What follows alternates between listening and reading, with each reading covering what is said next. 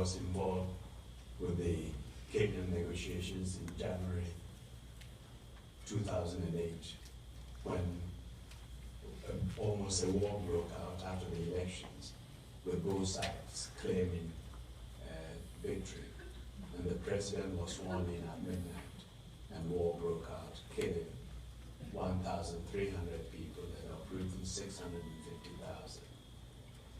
So when I got involved, I engaged the Prime Minister, the President, and the opposition leader, encouraged them to come to the table and really send a message out to their people that they're going to resolve their issues peacefully. Of course, the first difficult thing was to get them to come to the government house and shake hands publicly with cameras there for their people to know they are talking, to bring down the temperature.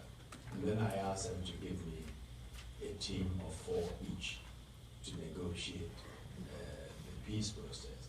I didn't want to take them on directly because the anger was so high that I probably would have ended up separating them from killing each other.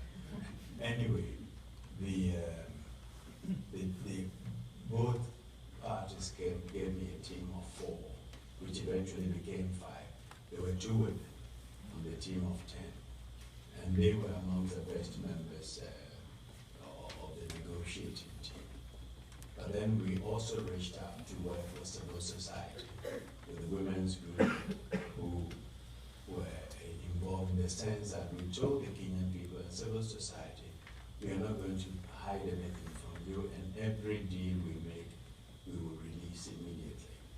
So whenever we agreed on a document, everybody signed, and we made it public and gave it to the government and the opposition, and encouraged the society to get it. Kenyan civil society is very active. Most of the leaders were women, articulate, well organized, came to meetings very well prepared, and honestly, some of the things we achieved we couldn't have done without them. And when, because we had a 4-item agenda. The first one was to stop the violence and the killing. The second was to get humanitarian assistance to those who've been displaced and the needy.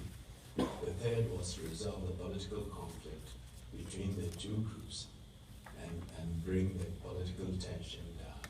And the 4th agenda item, which is the most important, was to deal with the root causes, including a new constitution and all that. And throughout this process, the civil society, and particularly the women, played a very important role. So we did not only accept the 2 who were formally nominated and were very effective, but we reached out, tried to be creative and bring in the other women working with the media owners as well. And I must say, so when you get into these situations, you need to be creative and find ways of bringing women in. And in fact, as part of the new constitution, we even had a paragraph that said no gender should hold more than 2/3 of seats in parliament. And I was teasing the men. I said, the way it was formulated, it was as if the men were afraid that the women would hold 2/3 of the seats, instead of saying 1/3 should be reserved for women. The rule was changed, but of course, the men have dragged their feet in implementing it.